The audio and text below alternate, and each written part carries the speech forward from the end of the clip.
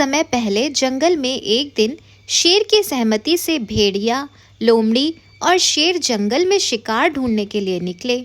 शेर की अगुवाई में ही भेड़िया और लोमड़ी कार्य कर रहे थे। भेड़िया और लोमड़ी दोनों ही कई दिनों के भूखे थे।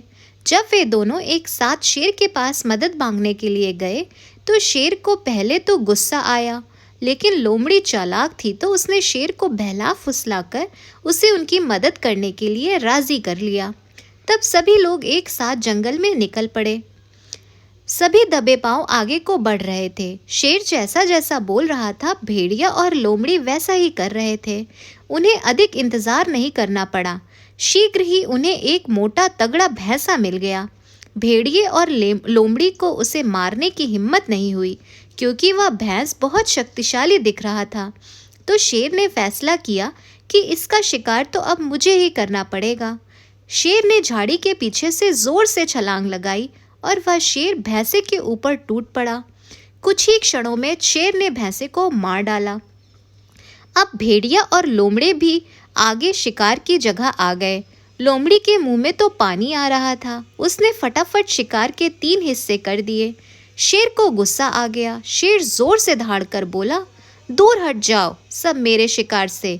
दोनों की हालत अब खराब हो गई। लोमड़ी ने घबराकर धीमी आवाज में कहा, क्या हुआ मालिक, हमसे कोई गलती हो गई? तब शेर ने बोला, यह शिकार मेरा है, इसे छूने की हिम्मत भी ना करना। मैंने स्वयं ही इस शिकार को पाया है।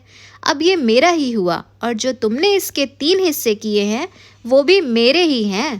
पहला तो जो मैंने शिकार किया उसका हिस्सा, और दूसरा मेरे बच्चों का। अब रही तीसरे हिस्से की बात, तो तुम दोनों साथ में आओ, मुझे कोई दिक्कत नहीं है। मुझसे मुकाबला करो और ले जाओ इस हिस्से को। लोमड़ी और भेड़िया तो पहले से ही डरे हुए थे। उन्होंने शेर को पलटकर कोई जवाब नहीं दिया और चुपचाप निराश होकर वहां से चले गए। बेचारे मदद लेकर आए थे और मंजिल के इतने करीब से भी भूखे और खाली हाथ ही लौट गए। तो इससे यही सीख मिलती है, जो बुद्धिमान और ताकतवर होता है वही अपनी बात दूसरों से मनवा सकता है। जहाँ भी गया जिसकी लाठी उसी की भैंस। तो इससे आपको क्या सीख मिली और आपको ये कहानी लगी, कमेंट करके ज़रूर बताना। वीडियो पसंद आई हो तो लाइक कर देना।